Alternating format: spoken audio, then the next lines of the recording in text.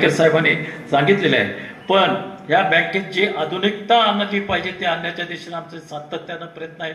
आधुनिकता काच धरून ही बँक पुढे नेण्याच्या दिशेने आमचे प्रयत्न असणार आहेत। आमची बँक 2 वर्षात 1000 कोटीचा टप्पा पार पाडण्याच्या दिशेने आमचे प्रयत्न सारखे सुरू आहेत। आमच्यात काम करणारे अधिकारी असतील, कर्मचारी असतील, अत्यंत जिव्हाळीनं आणि चिकाटीनं ही बँक वाढीसाठी प्रयत्न करतात। जमीन मुक्त करण्याच्या दिशेने प्रयत्न करताय, पण हे कायम ठेवण्यासाठी काय करताय?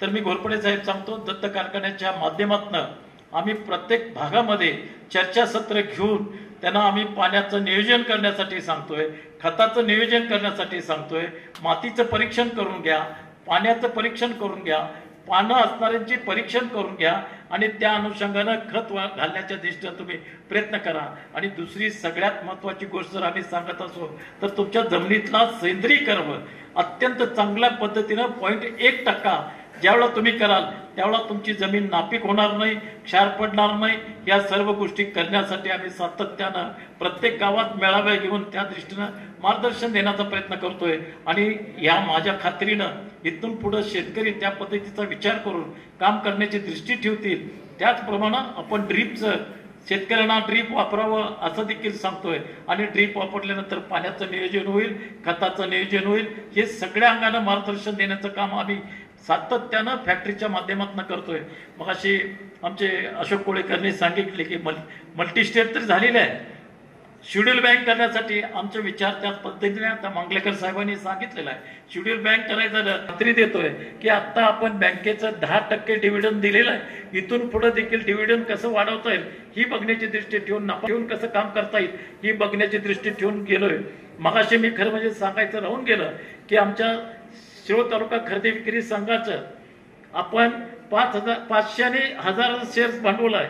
आपण 3 किलो आपण तेल देतोय, म्हणजे 37 ते 38% आपण डिव्हिडंड साधनाच्या माध्यमातून दिलं गेलंय। हे तुम्ही सगळ्यात लक्षात ठेवण्याच्या दिशेने पद्धतीनं निघेल। आता मगाशी मांगलेकर साहेब म्हटले 20 शाखा झाल्यात, तेवढ्यावरच थांबूया आपण, पण आर्थिक दृष्ट्या सुधारणा झाल्यानंतर पुढे वाढवण्याच्या दिशेने प्रयत्न आपण थांबायचं तर नाहीच आहे। 5 आपण कर्नाटकमध्ये शाखा घेतलेल्या आहेत आणि एकूण आमच्या 20 शाखा झाल्या।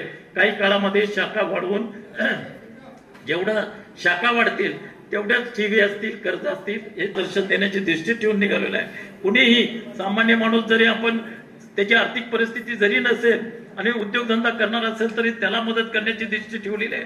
आपण क्षारपड जमिनीमध्ये 50-50 वर्ष ज्यांच्या जमिनी पडलेल्या होत्या, कुठल्याही पद्धतीचं त्यांचं उत्पादन नव्हतं, अशा शेतकऱ्यांना देखील बँकेनं कर्ज देऊन त्यांना पुढे आणण्याच्या दृष्टीने प्रयत्न केले।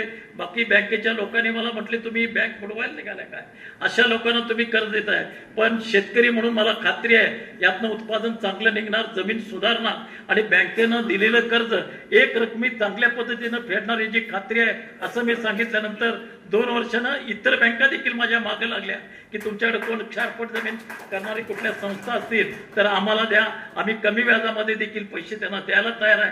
अशा पद्धतीचा बदल करण्याच्या दृष्टीनं सातत्यानं आमचे प्रयत्न असतील। तुम्ही सर्वांनी सहकार्याची भावना ठेवून जर करत गेलो तर नक्की अजून तालुक्यामधले शेती पडलेली जमीन आहे ती सुधारण्याच्या दृष्टीने आमचे प्रयत्न असतील। एवढंच या ठिकाणी सांगतो, तुम्ही सर्व विषय अत्यंत शांतपणे समजून घेतलात आणि एकमेकांना मंजुरी दिलात, त्यामुळे मी वैयक्तिक तुमचा आभार मानतो। संस्थेच्या माध्यमातून देखील आभार मानलं जाईल। तुम्ही शांतपणे सगळे पत्रकार बंधू देखील या ठिकाणी उपस्थित आहेत, त्यांनी देखील सगळ्या गोष्टी समजून घेतल्या आणि बँक वाढीसाठी ज्या पद्धतीचं काही प्रसिद्धी करायला लागेल ती करण्याची दृष्टी पत्रकारांनी ठेवावी एवढी कळकळीची विनंती करतो। थांबतो। नमस्कार।